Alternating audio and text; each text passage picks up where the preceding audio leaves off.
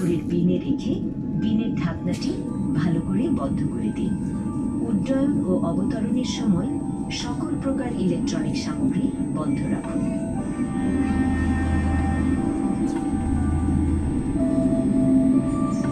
এই জাহাজে সবসময়ের জন্য ধূমপান নিষেধ। প্রতিটি টয়লেটে স্মোক ডিটেক্টর সংযুক্ত রয়েছে। ভদ্রমহিলা ও মহোদয়গণ, উড্ডয়নের পূর্বে আপনার সিট বেল্ট বেঁধে নিন।